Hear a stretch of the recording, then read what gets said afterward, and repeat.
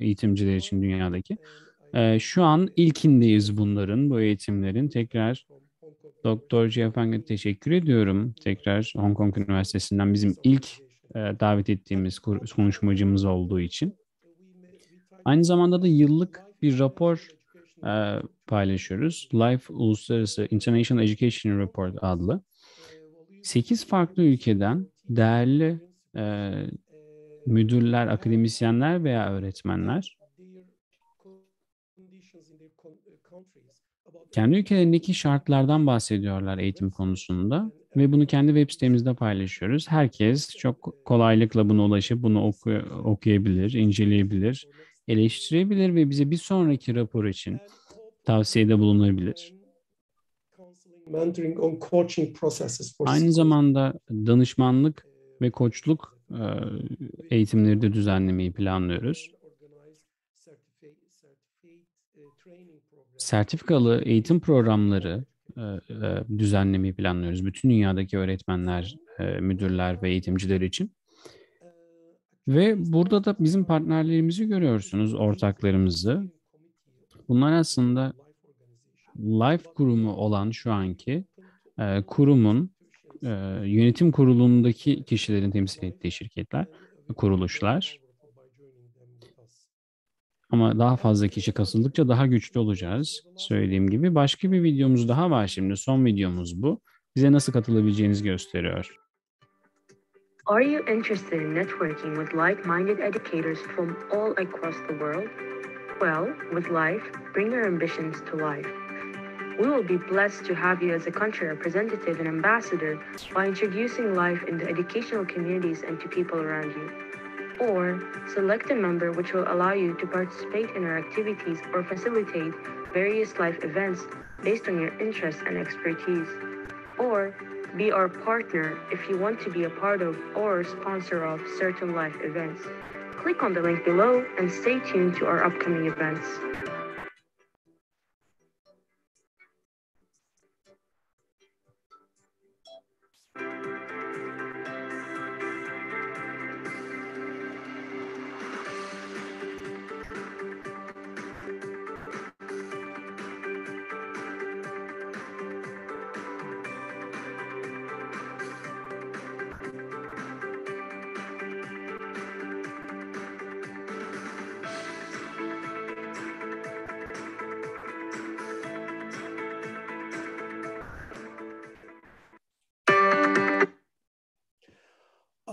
Thank you for watching the video and me. Videoyu izlediğiniz için ve beni dinlediğiniz için teşekkür ederim.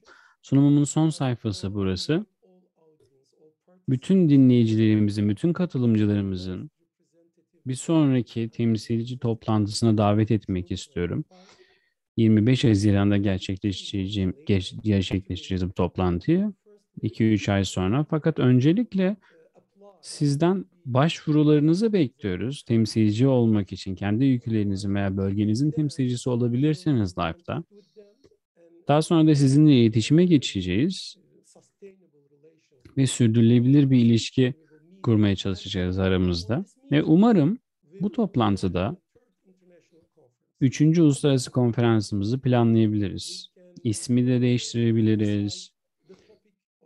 Konuya da beraber karar verebiliriz. Ve aynı zamanda çok değerli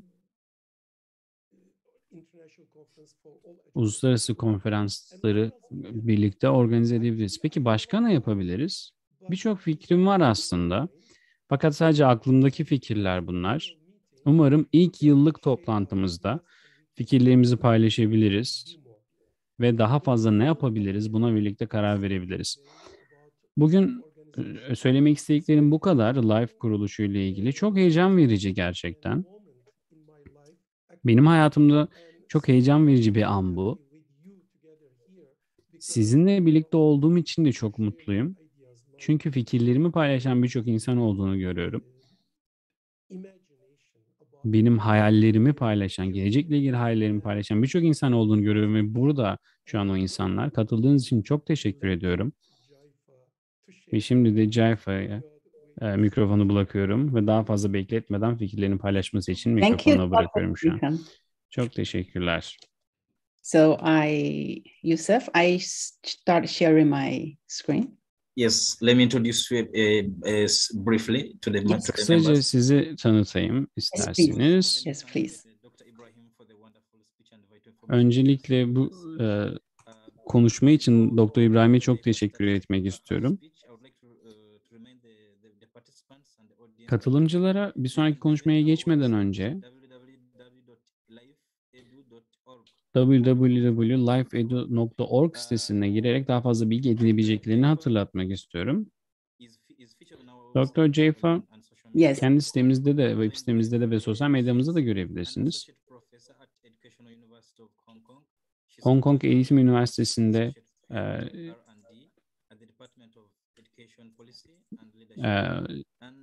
doçent olarak çalışıyor. Eğitim Politikası Bölüm Başkanlığı ve Asya Pasifik Liderlik ve Değişim Merkezi Direktör Yardımcısı görevlerini sürdürüyor.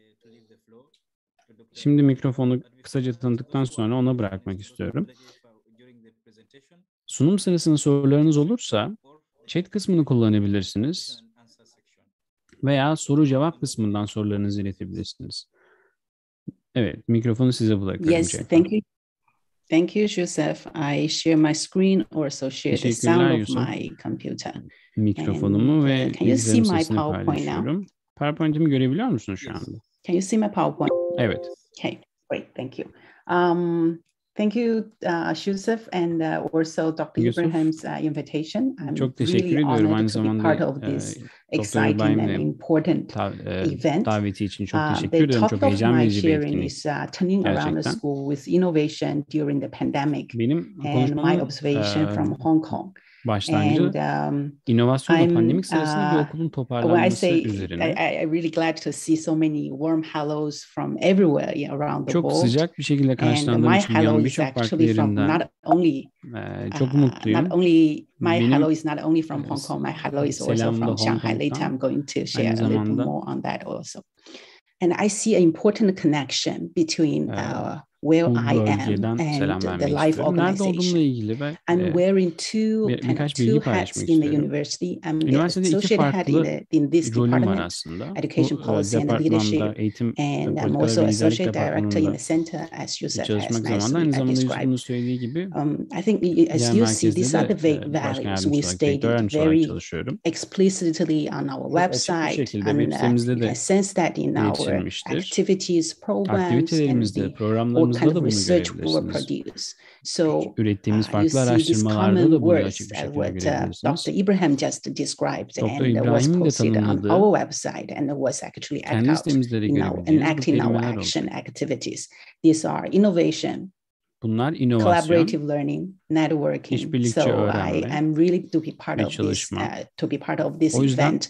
And I Bu hope etkinliğin bir my parçası olduğum voice için de çok and mutluyum. also the Umarım benim experience sesim I'm de going to ve share, tecrübelerim de, the frontline paylaşacağım experience I'm tecrübeler de, going to share really fits to birinci elden the kind of paylaşacağım voice bu tecrübeler de umarım you are interested into hear and can learn from that, and also tell me more about your story through the sharing siz de today. kendi hikayenizi belki benimle paylaşabilirsiniz günün sonunda. When I say my hello is from Hong Kong and also from Shanghai, Hong Kong'da olduğumu söylediğimiz, you aynı know zamanda that the Şangay'da fifth waves of pandemic actually söylediğimde, hit Hong Kong in pandeminin February, başlarında Hong and Kong'da then government düşünün announced that Şubat'ta, all school hükümet bir anda bütün okulların is not kapandığını only just açıkladı. suspended the face-to-face Yalnızca class, bir and the yüz government yüze also derslerin announced a askıya alınması special değil de holiday. It's özel actually bir tatil in February is the winter time in Hong olduğunu Kong, ilan etti. but Şubat'ta kış the zamanıydı city's Hong leader Kong'da. announced a special Şehrimizin summer lideri holiday.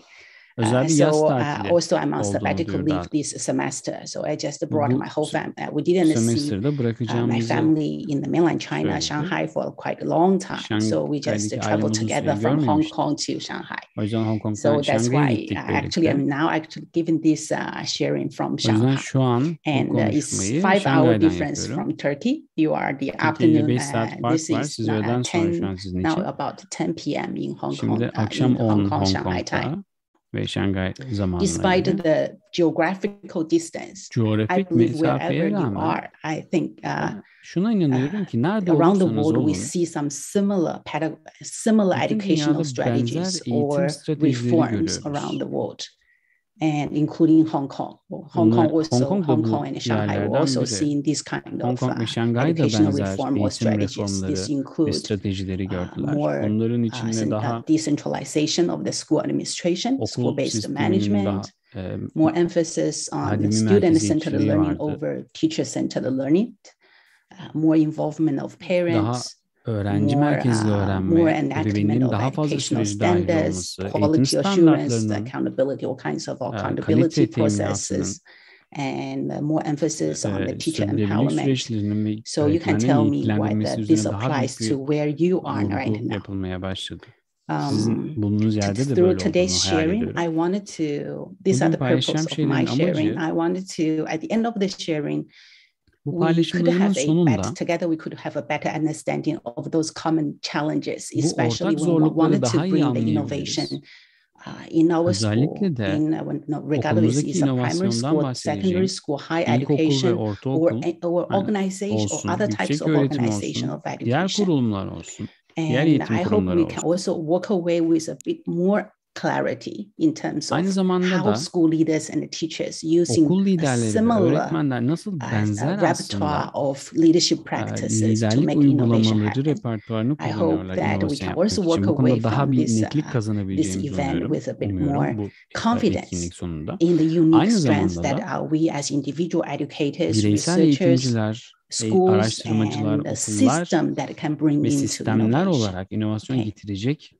Unsurlar olarak and nasıl to achieve those the goals, actually, I'm not going to talk through the whole sharing. And actually, my colleagues and I made a documentary last year and funded by one of my research projects on school innovation.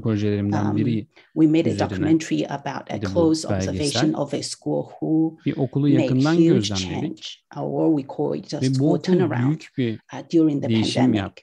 So today, through this video or this documentary video, I hope bring to you the voice, not only myself, not only the literature, also bring to you the voice of principal, her teachers, the students in Hong Kong. Okay. And I wanted to start to show, let you to get a sense of that by showing the first 40 seconds first, and then I will explain a bit more background about the schooling in Hong Kong, and so you can better sense why they do that and how did they make them happen. Okay. Bunu nasıl yaptılar, onu daha iyi anlayabilirsiniz. 喺2020年2月6日，因應新型冠狀病毒疫情嘅最新發展，教育局宣布全港學校會延長停課安排，呼籲學生透過網上學習做到停課不停學，學校選出安排。三水同鄉會圈景圍學校係大會所資助小學。喺疫情之前，本地收生困難。 Okullara daha önceden yüzlerce dersin kapatılacağını söylemişti. Bu bahsettiğimiz okulda pandemiden önce de düşük kayıt oranları vardı. Bir sınıfta sadece 4 tane birinci sınıf vardı ve her birinde 19 öğrenci vardı. Bunların bir kısmı da sınır ötesi öğrencilerdi.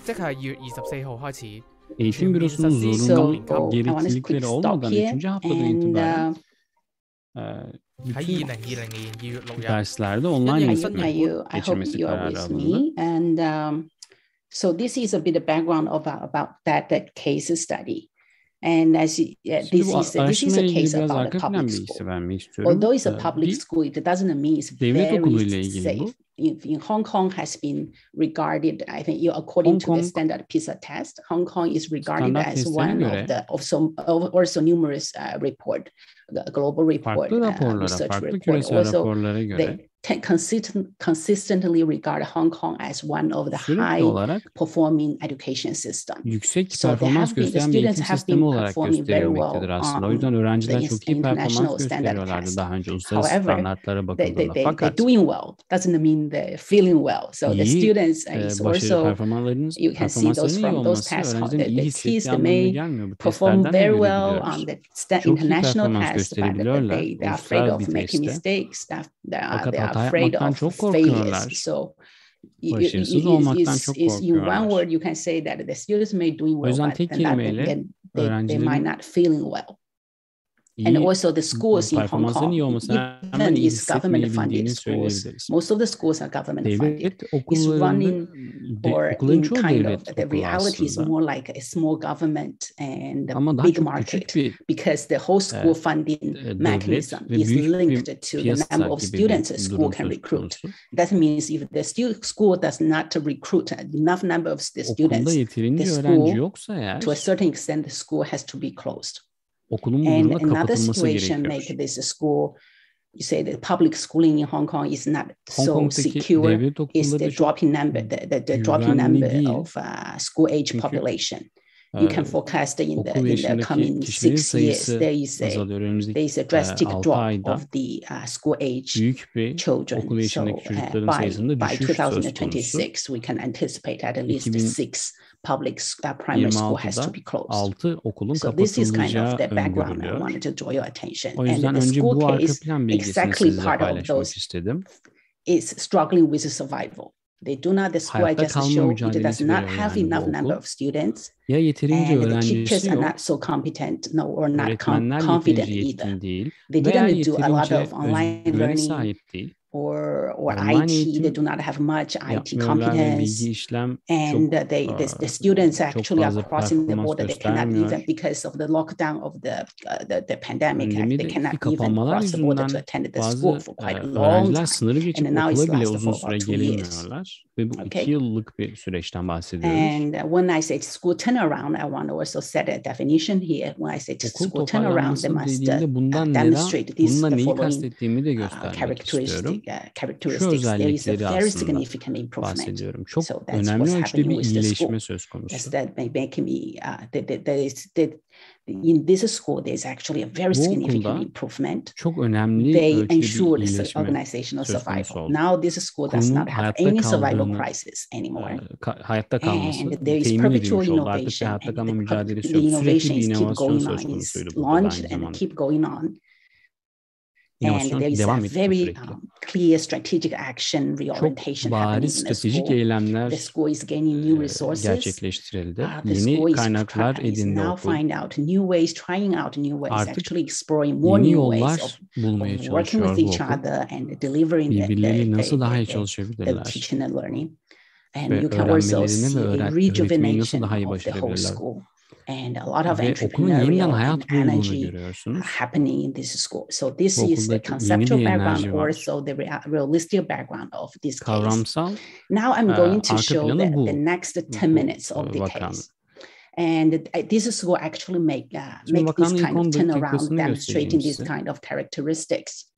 I want you to, özellikleri while you're nasıl watching gösterdiğini, the video case, of course, göreceksiniz. I will Videoyu keep izlerken providing illustration or elaboration. peki ben de anlatmaya devam I edeceğim wanted bu sırada.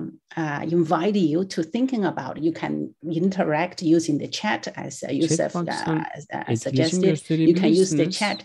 You agree with anything that the teachers, the school leaders, the Öğretmenlerin, kids said okul during the video liderlerinin case. You video wanted to echo sırasında that, you söyledikleri agree with şeylere that, katılıyor or you feel musunuz? inspired by that, Veya or you bunlar size disagree belki with that. ilham mı Please leave veriyor? the comments there. Lütfen At the yorum end of the 10 kısmına yazın. minutes, I also 10 share my dakikanın sonunda thoughts. da So what I ben de learned, kendi how did düşüncelerimi I view what's paylaşıyorum. Ne happening in öğrendiğimi, this school? bu And okulda I neler hope at the olduğuna end of the ilişkin neler session we have more time to düşüncelerimi interact paylaşacağım with sonunda. your questions. Okay? Konuşmanın sonunda da sorularınıza daha çok odaklanabilirim diye umuyorum. So now I'm going to show the next. Şimdi de sonraki So this is school. There's a lot of 10 things happening in this dakikasını school. izleyeceğiz. Birçok şey oluyordu bu okulda. So this is school adopted online. 況下，學校宣布由停課第3，亦即係2月24號開始，全面實施各年級所有科目開展實時模仿。 Online learning in the 喺 third 測試 week 階段， that does 全校有 92.6% Deneme 嘅學 aşamasında 生 öğrencilerin and %92.6'sı other schools do not do that. gerçek zamanlı Online online eğitime eğitime katılabildi. Gerçek dersler başladığında katılım98%. %98'e kadar çıktı. 今次嘅成果令三水同鄉會圈景榮學校由一開始 Part 知 of 名 that 度甚低嘅學 sonuçta 校， And okulun 開始受到大埔區家長嘅關注。 okul olmaktan görünebilir, Tayfa'da görünebilir bir okul olmasını sağladı. Bir önceki yılın kayıtları bakıldığında isteğe bağlı katılımcıların sayısı 4 katı kadar artmıştı. Birinci sınıf öğrencilerin sayısı da %35.5 kadar artmıştı. Online olan bilgilendirme seansı buna 1138 kişi katıldı ve okulun sosyal medyadaki like'ları da 2.4 katına çıktı. Peki okul bunu nasıl başardı? Sadece birkaç ay içerisinde bu değişimi nasıl başarabildi?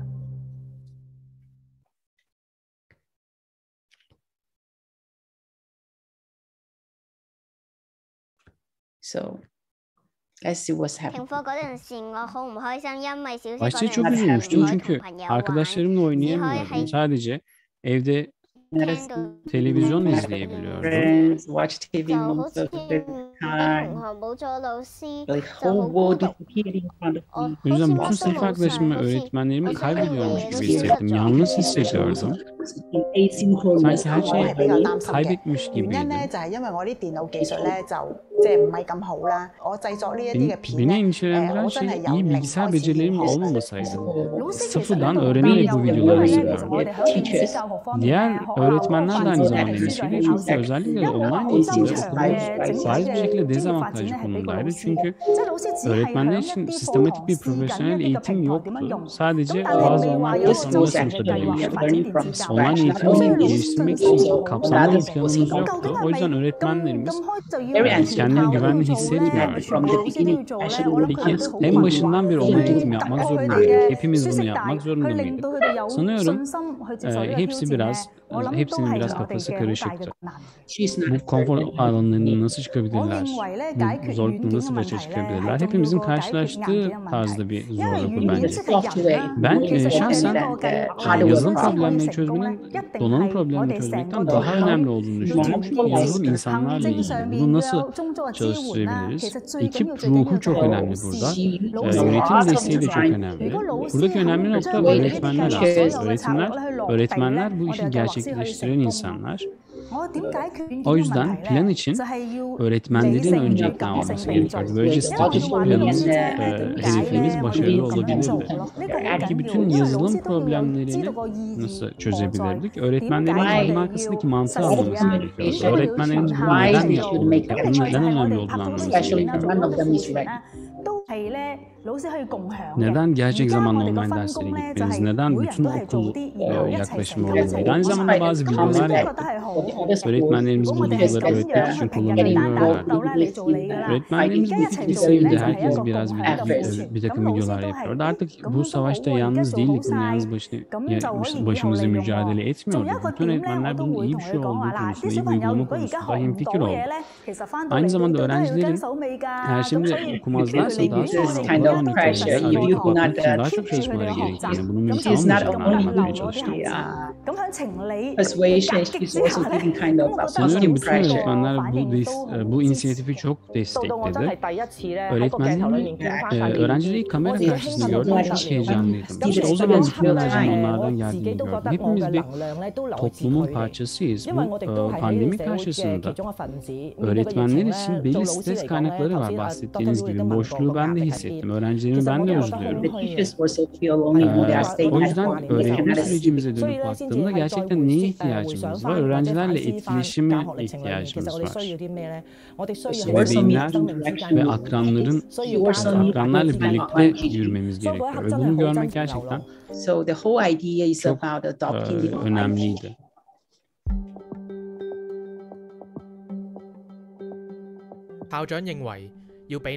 Müdür, öğrencilerin bunun fizibilitesini, öğretmenlerin bunun fizibilitesini, yapılabilirliğini görmelerini istiyordu. O yüzden düşük başlayıp yükseği hedefleme yaklaşımını önerdi. Düşük başlamak şu demek, öğretmen videoları üretiyoruz, videolar üretiyoruz ve başlangıç noktamız çok hoşgörülü. Yükseği hedeflemek de beklentiyi artırmak demek. Başlangıçta öğretmenler videolar üretmeye başladı. Yalnızca ellerini sadece küçük bir beyaz tahta üzerinde göstererek başlıyorlardı. başladılardı. Yavaş yavaş öğretmenler kendi yüzlerini göstermeye başladılar. Çünkü öğrencilerin görmek istediklerini biliyorlardı. Daha rahatlamaya başladılar sonra.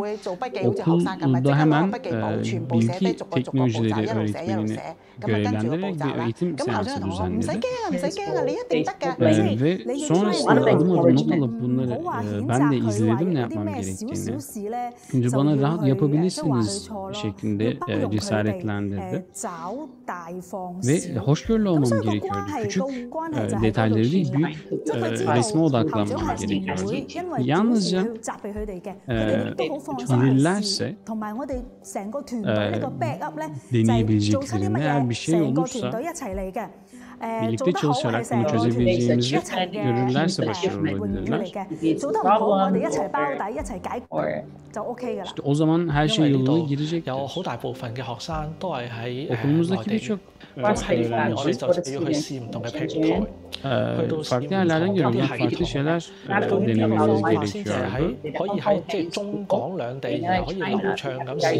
Ve bunu nasıl çözebileceğimizi, hata yapmamak zordu. Çünkü harcanan paranın eğitimde kullanılmama ihtimali söz konusuydu. Fakat okul müdürümüz çok destekleyiciydi. Bizi yeni şeyler denemeye teşvik etti. Ve böylece Hong Kong'daki öğrencilerle Ankara'daki öğrenciler sorunsuz bir şekilde farklı kombinasyonlar denedik ve bunlar eğitime erişim sağlayabilirler bu şekilde. Ve bizde gösterdiği güven buydu işte müdürümüzün. Yalnızca güvenmekle kalmadı, aynı zamanda da bütün okul kapsamlı bir destek sistemi kurdu. Bilgi işlem merkezi, çalışma gözlemcileri, müfredat başkanları, herkesin kendi görevleri vardı. Okul askıya alındığında öğrencilerin ilerleme, öğrenme sürecini ödevlerle test etmemiz gerekti. Ödev performansı aynı zamanda değerlendirme amacıyla kullanıldı. İşte bu yüzden ödevi teslim etmek çok önemliydi. Disiplin departmanı da bazı önlemler aldı. Ve böylece öğrenciler ödevleri teslim etti mi etmedi mi bunu görebildiler. Eğer bir öğrenci ödevini teslim etmediyse meslektaşlarım artık çok geç olana kadar beklemeyip beni bilgilendiriyorlar. Bana diyorlar ki Bayan Chong şu öğrenciye ödevini bir süredir teslim etmiyor diyorlar. Sonra ben devreye giriyorum. Benim evdeki işim teker teker ebeveynini aramak, öğrencinin durumunu anlamaya çalışmak. Ne tür problemler mevzu olmuş, eğer ekipman sorunuysa ve internet sorunuysa eğer onlara hızlı bir destek sağlayabilirim. Eğer başka düşük sınıf öğrencilerse, teknik sorunlar değilse, gerçek öğrenme zorluklarıyla karşılaşmışlarsa o zaman ebeveynleri rahatlamalarını söylüyoruz. Öğretmen ekibimiz onlara destek sunuyor. Herkesin aynı sayfada olmasını sağlamak için, aynı hızda ilerlemesini sağlamak için dersleri birlikte hazırlıyoruz. Haftalık ders hazırlama toplantıları yapıyorduk. Örneğin pazartesi günleri Çince dersleri, salı günleri İngilizce dersleri, çarşamba günleri genel çalışmalar, cuma günleri de idari toplantılar düzenliyorduk. Genelde öğleden sonra toplanıyorduk ve bir sonraki haftanın derslerini hazırlıyorduk. Daha önce kaydedilmiş bazı ders videoları hazırlıyorduk. Ve dersleri gözlemlemeye başladık 4. haftadan itibaren. Bunun mümkün olup olmadığına emin değilik başlangıçta. Bütün dersleri gözlemlenmeyi başardık ilk başta. Ve farklı alanlardaki meslektaşlarımın çok farklı çeşitli fikirler ve aktiviteler kullandıklarını fark ettik. Ve bu zenginliği görünce öğretmenler birbirinden neden öğrenmesin ve öğreniyorlar da gerçekten. So I want to stop here and pause a bit. This is burada biraz durmak istiyorum. Sonraki aşamaya geçmeden önce. The next episode. I wanted to see sonraki bölüme geçmeden önce sizin yorumlarınıza bir bakmak istiyorum. Share some comments here. Okay, let me see what you say. Leave there. Okay, you share great.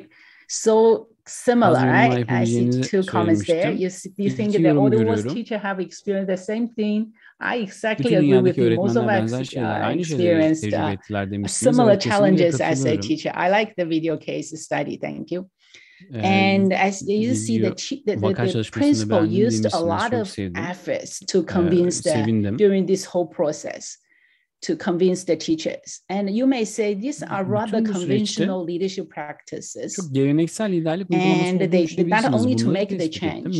This is the school announced real-time online learning. Gerçek zamanlı online eğitime while most of the other schools is one of the earliest schools doing that, and the other schools that are doing asynchronous online teaching. They recorded a lot of videos, they spend a lot of time, but there is not much real-time online interaction between the teachers and the students. But this school worked out very well. Now we look back, it's pretty easy and or natural, right? We almost get used to this new normal, but at that time there was a great uncertainty and hesitation, worries. And okay, this situation may raise the attendance rates, but deepened the gap between advantage and disadvantage. Okay. I think that is some of the controversial issue. And for this school, as they said, when the first time testing that, they have about 98 of the students show up for the testing, and they work out other mechanisms to looking after the 2% who could not attend the real-time online class. Thank you for raising this. It's really critical. But I also feel like this concern daunted many schools to really step forward at that, even nowadays, to take really radical changes in the school. The principal tried to encourage the teachers to encourage the students. Yes. So what else I see from this case? On the change literature, you know, that there is a great emphasis on the learning orientation. Because when we run in the school, we bear all this kind of accountable. We are still accountable, all kind of internal results, also external expectations. And it's very likely the school in the daily work, they emphasize the performance, they emphasize to avoid to make mistake. Of course, most of the school will regard themselves as the learning organization. And this research telling us that for any school's organization, you could adopt, have all three types of orientation, but it's the dominant orientation that might affect the whole dynamic interaction and the process in the school. And particularly in this case, the school, it has great emphasis on the learning orientation. It helps to create a safe feeling. That's what the word called psychological safety. The principal said we want them to feel safe to make the first step. And also the whole learning culture, the whole learning orientation. We learned that. We started, even the most experienced, the senior teachers, she started to take notes and learn step by step. And this learning orientation really helps to create the psychological safety that's necessary for teacher to work out of the comfort zone, to willing to try new approach, new ways of working. And one more point I want to bring out, which is also quite important for innovation literature, is that the ambidextrous nature of the organization, because you need you need to balance, constantly balance the need to maintain the standard and making changes to prepare your school organization for tomorrow. So the whole idea of ambidextrous organization is that you cannot just, it's not about either or. You need constantly shifting between these two ends and looking after both in order to maintain the performance, maintain the standards, and make your school flexible, innovative, and energetic to prepare your students, your teachers for tomorrow. Aynı zamanda da prensipli olmamız gerekiyor. Then I'm going to show you the last 5 minutes of this video. You see, after all these kind of changes, what's actually happening and how the changes bring the school to the next level. Bu değişiklikler okulu bir sonraki seviyeye nasıl getirmiş? Şimdi ona bakacağız. There we go.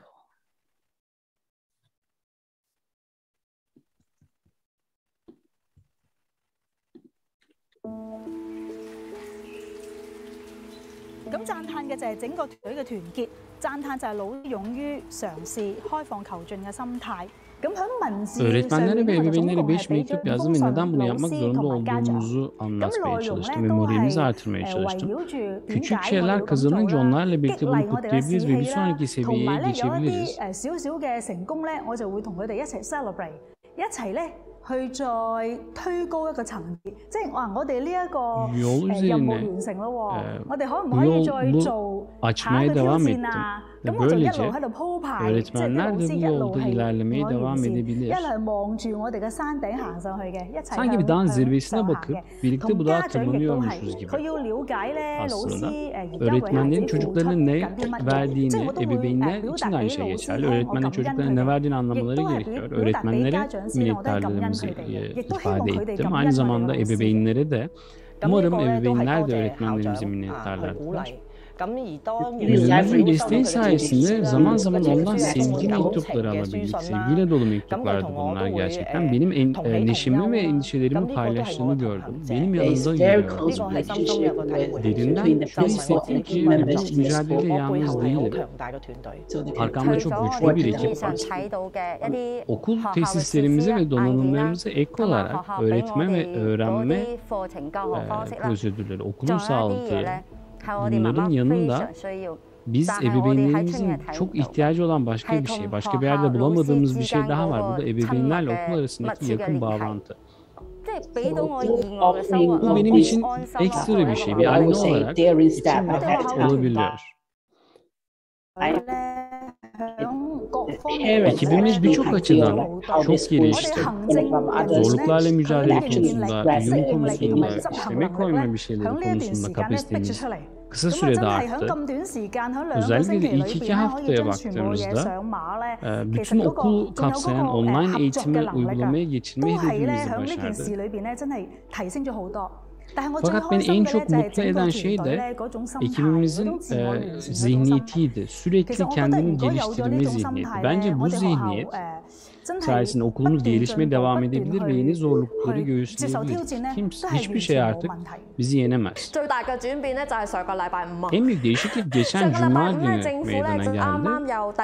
Geçen Cuma hükümet 11.40'da bütün 1. sınıf ve 3. sınıfların yüz yüze derslerinin askıya alındığını söyledi. Yalnızca 20 dakika içerisinde öğretmenlerimizin zaten hali hazırda bütün ödevi dağıttıkları gördü. Çünkü online eğitimin geri geleceğini biliyorlardı ve öğrencilerin de evde online olarak öğrenmeye devam etmesi gerektiğini biliyorlardı. O yüzden hemen bir sonraki hafta online eğitim nasıl yapabileceklerini planlamaya başladılar. Beni çok gururlu yapan şey de kısa süre içerisinde öğretmenlerimiz hiçbir şey bilmemekten, online eğitimle ilgili hiçbir şey bilmezken şimdi çok becerili bir hale geldiler. Her meslektaşım artık kamera karşısında çok kendine güvenli. İkinci olarak da bence bu çok önemli. Yeni şeyler hakkında korkardık önceden. Bunun eski yollarımıza devam etmeye, eski şekilde ilerlemeye devam, bildiğimizi yapmaya devam ederdik. Artık öğretmenlerimiz deneyeceğini diyor. Ve bu en çok beni değişiklik gururlandırıyor. Herkes artık aynı hedefi göze alarak, aynı hedefe yönelik çalışıyor ve ortak bir problemi çözmeye çalışıyor. Bu da birlikte öğretmemizi ve öğrenmemizi geliştirmek. Zamanın geçtiğinin farkındayım, o yüzden burada duracağım. Burada vurgulamak istediğim şey, bu inovasyon aslında karşılıklı bir şey. Bu inovasyonla birlikte daha fazla değişiklikler yapmak mümkün oldu. Hocalar daha tecrübeli oldu. Yeni değişiklikler karşısında, yeni değişikliklere uyum sağlamakta daha hazır hale geldiler. Öğretmenlerin daha motive olduklarını görüyoruz. Katılımcılardan biri de bu da aslında katılımcılardan biri söylediği gibi etik bir durum. Ebeveynlerin bazıları, öğretmenlerin bazıları için özellikle de inovasyon için herhangi bir inovasyonu meydana getirmek için durum sadece iyi olup olmadığı değil, bunun her zaman bir karar vermek gerekiyor. Sürekli olarak standartlara uyum mu sağlayacağız yoksa kuralları çiğneyecek miyiz? Buna karar vermemiz gerekiyor. It's a Bu very müdür tough de journey. Actually, when she's gerçekten bunun talking zor about the bir yolculuk cases, olduğunun and farkındaydı. I saw her tears in those tough Gözyaşlarına moments, da and şahit especially oldum bu when zor her words are zamanlarda not bu understood by müdürün. some external members, some parents, and Dış individual some teachers. ebeveynlerin, bazılarının So I'm kişilerin aware of the time karşılaştıkları is zorluk running. We are karşısında. running out of the time, but I just Zamanın wanted to bittiğinin share that farkındayım this is not fakat only the case of one bir şey daha school. We see paylaşmak that istedim. Bu in more yalnızca bir schools, okul için geçerli bir and durum değil. they Birçok demonstrate okulda some similar görüyoruz bunu. types of attributes and Bazı benzer competences during making the özellikler ve change happen in yetkinlikleri their görüyoruz school. bu değişiklikleri And I meydana think getirmek için. at large, the school is not only so. At large, if we're looking at the Geniş online açıdan classes now in baktığımızda Hong Kong, online actually around the dersler Hong world is Kong'daki much bütün better, dünyada much aslında stronger. Teachers şu are an much ready or önceden capable in çok dealing daha with the online önceki olduğundan classes. çok daha iyi And durumda. in Hong Öğretmenler Kong çok is a daha hazır bu small, as I duruma. said, it's a small. Hong Kong It's a small küçük government, or it's bir characteristic hükümet of small government and a big market. ve büyük bir piyasanın Where I'm özelliklerini in Shanghai sergiliyor. right now, I see another Şanghay'da case is peki that başka bir vakamızda da a big government and a small büyük market. devlet ve But küçük bir I see piyasa another var. different set of strategy in dealing with Farklı that, bir and dizi strateji var bununla they başa have more çıkmak için de. coordination of Daha outstanding teachers to record büyük bir classes and koordinasyon söz broadcasting konusu. classes through TV. Derslerin And kaydedilmesi ve school can televizyondan use that in yayınlanması combination konusunda ve with their own okullar da bunu classes, with kendi their own. dersleriyle They can invest their kombinasyonlu bir time şekilde into grading birlikte the students' kullanabiliyorlar. paper. Ve So sonra kendi I do zamanlarında da believe that öğrencilerin there sınavlarına were unique strengths odaklanabiliyorlar. that O our yüzden individual teachers, schools, and the her system can bring okulun, into sistemin addressing this, as you said, kendi similar challenges and birbirinden similar bağımsız, eşsiz güçlü experiences. yönleri olduğunu düşünüyorum. Okay, I stop my sharing here now. Ben Looking at paylaşımımı your burada any durduruyorum. questions or thoughts you wanted to share with me, or paylaşmak not istediğiniz only me, perhaps düşünceleriniz var mı? with Sadece our benimle life members olmayabilir as well. tabii ki. Diğer üyelerimizde de paylaşmak istediğiniz şeyler olabilir. Dr. Lu, for the wonderful speech and educative. Teşekkür ediyoruz Dr. Lu bu sunumunuz için. Dediğiniz gibi soru cevap kısmına bakalım.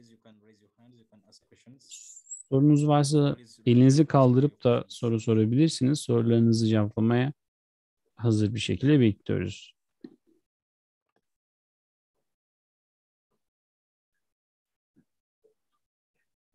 Waiting for your questions, those who are having questions. Sorularınızı bekliyoruz. Eğer sorunuz varsa şu an sorabilirsiniz. Ben bir soru sorayım Dr. Jaffa. Müdürün okulları öğrencileri motive etmek, herkesi koordine etmek. Peki motive etme prensipleri ne? Stratejiler üzerine devlet olarak, akademisyenler olarak bizim nasıl bir etkimiz olabilir? I believe that our audience today, they may not only me, I believe they also have good answers to that sadece ben question. değil, onlar da It's really important de and a çok iyi cevaplar great question. verebilir diye If düşünüyorum. Çok önemli bir soru. time allow me to only share one thought, I would say more exchange, şey söyleyecek more olursam, networking, daha fazla more collaborative ilişki learning. kurmak, daha fazla So işbirlikçi I think that öğrenme. is most of the principals are super busy. They are looking into they have to looking after all kinds of issues within and outside their school. Birçok sorunlarla So hem okulun içinde hem okulun dışındaki sorunlarla I think ilgileniyor especially birçok like the cases in Hong Kong. Özellikle de Hong Kong'daki vakalarda there is not that much exposure of schools to reality of other schools. Başka It's okulların really needed to gerçekliğine deserve maruziyeti like minimum organizations düzeyde like aslında. Life Gerçekten or what Life gibi our kurumlara department kalmış have bir been durum doing, bu. our Veya center has been doing. bölümümüz de benzer şeyler, merkezimiz de benzer şeyler yapmaya çalışıyor. From one school to more schools. And İyi that haberleri really okullar arasında taşımaya çalışıyoruz. really helps to broadening the horizon and inspire more good ideas. And ve daha iyi fikirleri this video case ilham vermeye I've basically have shown to most of the school principals in Hong Kong. Hong Kong'daki birçok okul müdürüne gösterdim bunu. Bugün de 2 kişi burada aramızda görüyoruz. Thank you for coming, staying with Kaldığınız için, so I believe that they also inspired and learn from that onların da bundan ilham aldığını, tecrübelerden öğrendiğini düşünüyorum. Sonuç olarak birbirimize bir şeyler öğretmemiz ve birlikte gelişmemiz gerekiyor. En başta söylediğiniz gibi Life'ın misyonundan bahsederken söylediğiniz gibi aslında. Chat kısmında bir soru var.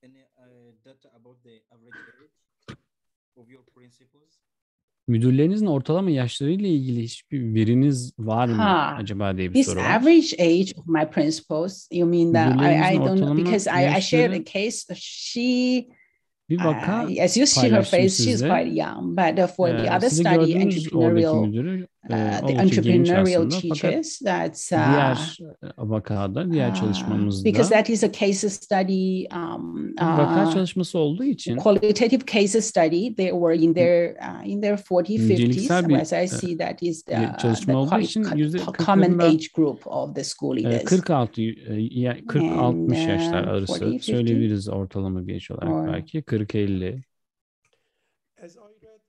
How Philip Hanger 50'lerden bahsediyordu. Philip, you mean? Yeah, you mean Professor Philip Hanger? Professor Philip Hanger bir makalede müdürlerin ve müdür yardımcılarının Hong Kong'daki yaşlarından bahsediyordu. Yaklaşık 50 yaş civarında olduklarını So how to see the söylemişti. innovation versus mass network? İnovasyonla how can we promote innovation in big school networks? Nasıl görüyorsunuz? Büyük okul ağlarında we also work. teşvik I think that's certainly. I think for the school networks, that certainly has moved to the foreground of discussion in educational leadership and school improvement. Eğitimsel liderlikte bu tartışmaya dahil oldu kesinlikle. We also see some common pitfalls aynı in the school partnership. Often we say we are different. We offer there is overemphasis on our differences rather than commonalities, which undermine the opportunity to learn. So I think when we're working in the networks, I think a bit more attention could be drawn to the common challenges and the unique strengths in dealing with those common challenges. Perhaps that will be of help. Belki bu şekilde as a change agent, their stimulation has to adapt teachers. Değişim so their teacher skills is so important. And also teacher skills are developed. Right? This is particular for this school. The teachers are not ready when the parents wanted to bring the change to them. So experience sharing is crucial. I agree with you. Yes. Deneyim paylaşmak çok önemli. Evet, katılıyorum. And parents have involved in formal education of their children in this period than any other time. I agree. How could help the parents indeed? Daha önce olduğundan çok daha fazla dahil actually, this principle use a lot of the parents as the driving force for the teacher to make the change. Because many of the parents at the right beginning for real-time class, they worry about parents' responses, especially for primary school students. They worry that parents are going to monitor the real-time online classes at the beginning. And of course, now we do realize that the parents actually are quite busy.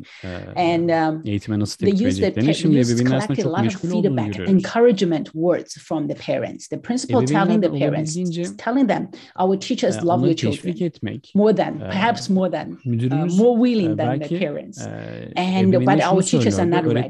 We are learning that, we are practicing that. Please give more comments or encouragement notes to our teachers. And she intentionally collect a lot of qualitative, nice encouragement notes from the parents for the teachers. And that serves as a very helpful motivation for the teachers. Also liberated them from the worry of making mistakes. Hata yapma korkusundan so around 40 to 50 is so good.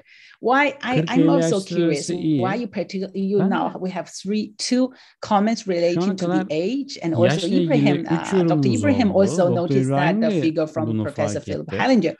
And is there any particular concern in Turkey or in your society about the age of the principals? Bu konu tekrar ortaya çıktı.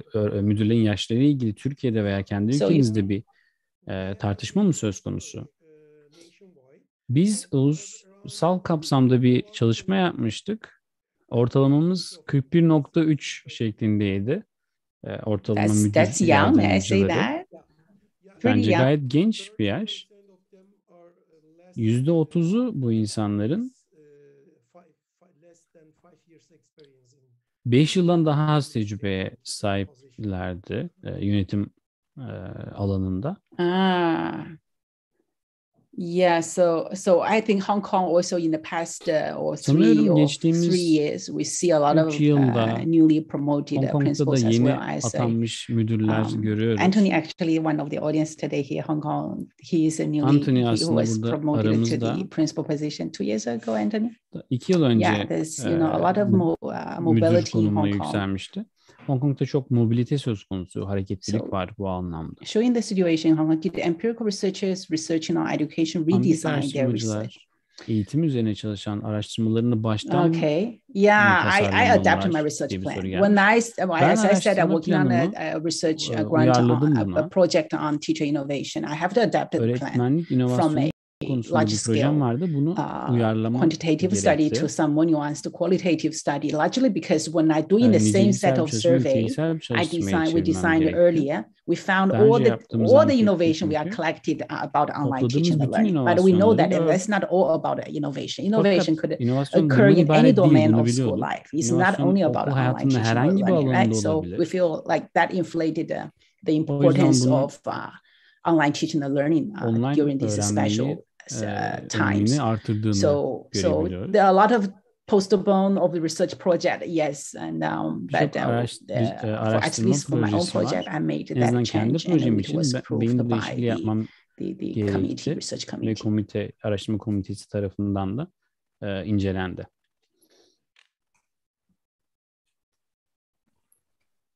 Yes, Ibrahim, I think that's pretty much my responses to the questions. Thank you for attending, staying with me. I'm really glad that we started with 50 participants. Now we have 53 participants, and I really appreciate that you stay with us.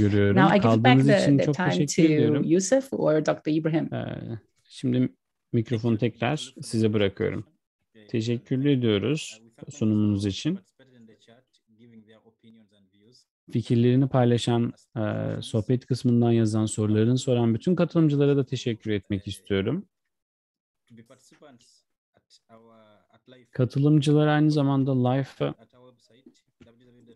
bizi web sitemizden takip edebileceklerini hatırlatmak istiyorum. liveedu.org sitesinden ülke temsilcisi, üye olabilirsiniz, bir partner olabilirsiniz veya takipçi olabilirsiniz. Web sitemizden başvuru formunu bulabilirsiniz. Lütfen doldurmayı unutmayın. Son olarak da Dr. Lu'ya tekrar katıldığı için çok teşekkür ediyorum. Life'ın kurucularına teşekkür etmek istiyorum. Aynı zamanda etkinliğin organizasyonuna da katkı sağlayan herkese teşekkür etmek istiyorum. Life olarak Dr. Lu'ya teşekkür belgemizi en kısa sürede ileteceğiz. Bir sonraki etkinlikte görüşmeyi dört gözle bekliyoruz. Çok teşekkür ediyoruz. İyi günler. Thank you, Yusuf. Thank you, Dr. Ibrahim. Teşekkürler Yusuf. Thank you, guys.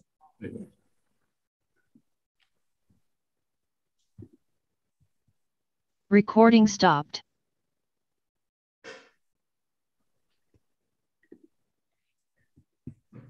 JIAFA hope to in person. Yes. Yeah, we have still participants are staying with us. I